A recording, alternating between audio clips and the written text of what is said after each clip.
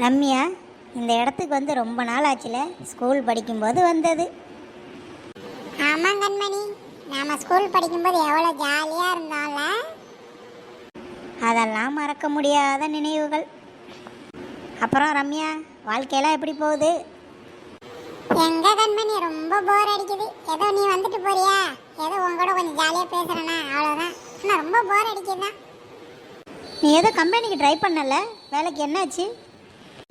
அதுவா கண்மணி, சேலரி ரொம்ப கம்மியாக சொல்கிறாங்க கண்மணி. 6000 ரூபா தான் தரேன்னு சொல்கிறாங்க. அது நம்மளுக்கு ஒத்து வருமா? நம்மளுக்கு இப்போ பஸ்ஸில் போயிட்டு வர்றதுக்கே 1000 ரூபா 2000 ரூபா ஆகிடுது. இது ஒத்து வராதுன்னு விட்டுட்டேன் கண்மணி.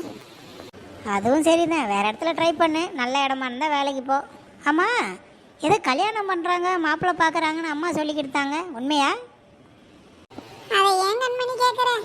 இப்போ கொஞ்ச நாளாக அப்படி தான் ஓடிக்கிட்டு இருக்கு வண்டி. கல்யாணம் பண்ணி நம்மளை போட்டு டார்ச்சர் பண்ணுறாங்க.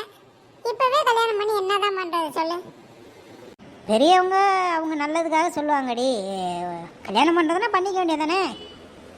கண்மணி, எனக்குன்னு ஒரு சில ஆசைகள்லாம் இருக்காதா? இப்போ திடீர்னு அரேஞ்ச் மேரேஜ் பண்ணுறாங்க.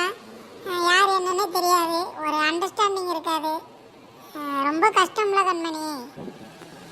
அதுக்காக அரேஞ்ச் மேரேஜ் பண்ணுற எல்லாருமே தப்பு சொல்ல முடியுமா ரம்யா? நல்லவங்களும் இருக்காங்கல்ல. கொஞ்ச நாள் அப்படி தான் இருக்கும். போக போக 2 பேரும் அண்டர்ஸ்டாண்டிங் பண்ணிக்கிட்டிங்கன்னா வாழ்க்கை நல்லா போக போகுது. பாப்போம் கண்மணி, அதுக்குன்னு ஒரு நேரம் வரும், அப்போதைக்கு கல்யாண பேச்சு எடுக்கலாம். ரம்யா, யாரையும் லவ் எதுவும் பண்ணுறியா? எதே லவ்வா? நீ வேறடி, லவ்வெல்லாம் நமக்கு செட்டே ஆகாது. ஓ, லவ்வே பிடிக்காத மேடத்துக்கு அப்போ காலேஜ் படிக்கும்போது ராஜேஷை பற்றி அவ்வளோ சொல்லுவேன், இப்படி இருக்கான் அப்படி இருக்கான்னு. இப்போ என்னவா? அது சும்மா ஒரு க்ரஷ் அவ்வளோதாண்டி. அதுக்காக லவ் பண்ணிட முடியுமா சொல்லு? கண்மணி, உன்கிட்ட சொல்ல மறந்துட்டேன். ஒரு கருமூஞ்சி பையன் வருவாண்டி, எப்போ பாரு என்ன லவ் பண்ணுன்ட்டு என்னை ரொம்ப டார்ச்சர் பண்ணுறாண்டி. ரம்யா, சொல்லி வாய் மூடலை, அதுக்குள்ளே அந்த கரும்பையன் வந்துட்டாண்டி. இவன் தொல்லை தாங்க முடியல கண்மணி. எப்போ பார்த்தாலும் என் பின்னாடியே சுற்றிக்கிட்டு இருக்காண்டி. நானும் எவ்வளோ சொல்லி பார்த்துட்டேன், கேட்கவே மாட்டாண்டி.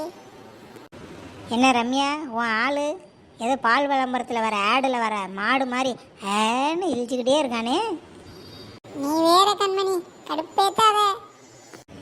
R15 பைக்கெல்லாம் வச்சுருக்கான். லவ்வெல்லாம் செட்டானா ஒரே ரவுண்டிங் தான். எது பைக் வச்சிருந்தா மயங்கிருவோமா? அவன் ஆளையும் மண்டையும் அந்த சட்டையும், ஐயோ நினைச்சாலே வாந்தி தாண்டி வருது. இருடி, இன்னைக்கு அவனை ஒரு உண்டுலன்னு பண்ணிட்டு வந்துடுறேன். டேய், உனக்கு என்னதாண்டா வேணும்?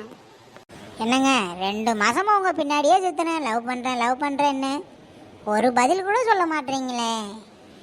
நான் தான் சொல்லிட்டேன்ல, எனக்குலாம் லவ்வெல்லாம் பிடிக்காதுன்னு. அது இல்லாமல் எங்கள் வீட்டுக்கெல்லாம் தெரிஞ்சுன்னா என்னை கொன்னே போட்டுருவாங்க. இப்போ நான் எங்கள் வீட்டிலலாம் போயிட்டு டெய்லி ஒரு 2 பொண்ணை லவ் பண்ணிட்டு வாடானா சொல்கிறாங்க. எனக்கு பிடிச்சிருக்குங்க, அதாங்க உன்ட்ட ஓப்பனாக சொல்கிறேன். டேய் முதல்ல இந்த பல்லு காட்டுறத எனக்கு பாட்டுறா. ஏங்க, ரொம்ப அழகாக இருக்கனே? டேய், நீ சிரிச்சனா அந்த பல்லு மட்டும்தான்டா கலராக தெரியுது, வேற ஒன்றும் தெரிய மாட்டேங்குதுடா. என்னங்க, என்னை பற்றி எவ்வளோ நாள் கேவலமாக பேசுங்க, ஆனால் என் கலரை பற்றி மட்டும் பேசாதீங்க. ஓ, துறைக்கு கோவம் வேற வருதோ? நான் மைதா மாவு கலரில் இருக்கேன், நீ என்னடானா ரோட்டுக்கு போகிற தாறு கணக்காக இருக்க. எப்படி செட் ஆகும்? அப்போது நம்ம லவ் பண்ணுறதுக்கு கலர் தான் முக்கியம்னு சொல்கிறீங்க? ஆமாம், அப்படின்னே வச்சுக்கவேன். சரி, ஓகே, நான் இந்த பஞ்சத்தை சேலஞ்சாக எடுத்துக்கிறேன். இன்னும் ஒரே மாதத்தில் ஒன்றை விட கலராக மாறி வர்றேன். அப்போ என் லவ் அக்செப்ட் பண்ணிக்குவியா? பார்க்கலாம். சீக்கிரம் கலராக மாறி வந்தனா உனக்கு நல்லது. இல்லைன்னா எங்கள் வீட்டில் மாப்பிள்ளை வேறு பார்த்துட்டு இருக்காங்க. சீக்கிரம் நான் கல்யாணம் பண்ணிட்டு போயிடுவேன். எது, மாப்பிள்ளை பார்க்குறாங்களா? அப்போ உடனே இன்னிலேருந்து கலராக மாறதுக்கு என்னென்ன ட்ரீட்மெண்ட்டை எல்லாத்தையும் எடுக்கிறேன். ஆனால் ஒன்று மட்டும் நல்லா தெரிஞ்சுக்க, என்னை விட்டுட்டு வேறு யாராச்சும் கல்யாணம் பண்ண அவன் பாதியிலே ஓடி போயிடுவான். இது என்னோட சாபம். என்னடி ரம்யா, லவ்வெல்லாம் பிடிக்காதுன்னா இப்போ திடீர்னு அவனை கலராக மாறிட்டு வர சொல்லியிருக்க? அவனை லவ் பண்ணுறியா? இல்லை கண்மணி, நானும் அவன்கிட்ட எவ்வளோ சொல்லி பார்த்துட்டேன், அவன் கேட்க மாட்டான். அதான் நானே ஒரு பிளான் பண்ணேன். அவன் இருக்க கலருக்கெல்லாம் எத்தனை ஜென்மம் எடுத்தாலும் கலராக மாறவே முடியாதுடி. அதுக்குள்ளே நான் வீட்டில் பார்க்குற மாப்பிள்ளை கல்யாணம் பண்ணி குழந்தை குட்டின்னு போயிடுவேன்டி.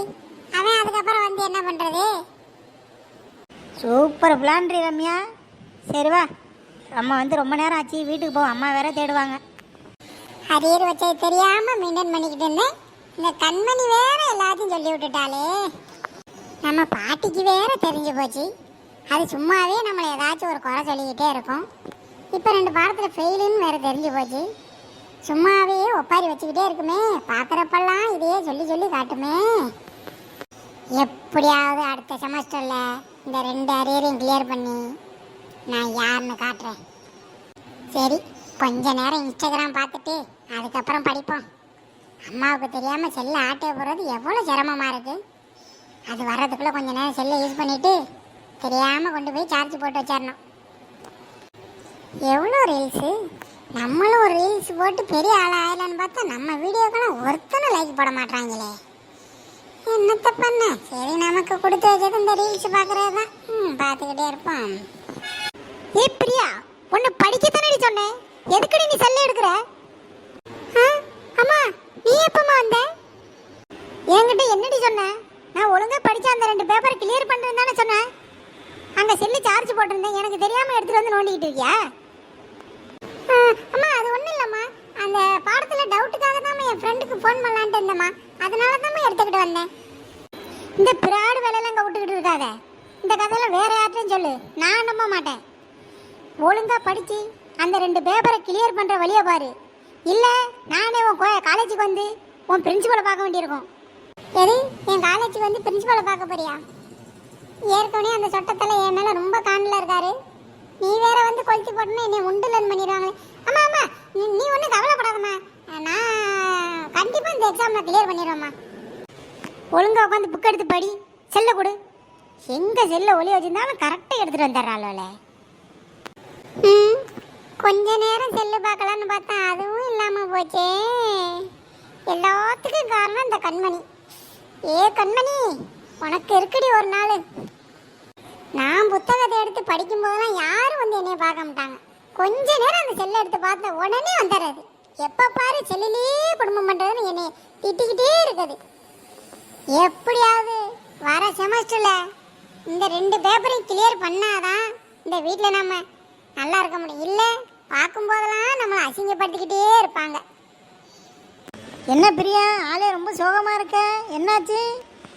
வாடி வா, ஒன்றை தான் எதிர்பார்த்துக்கிட்டு இருந்தேன்.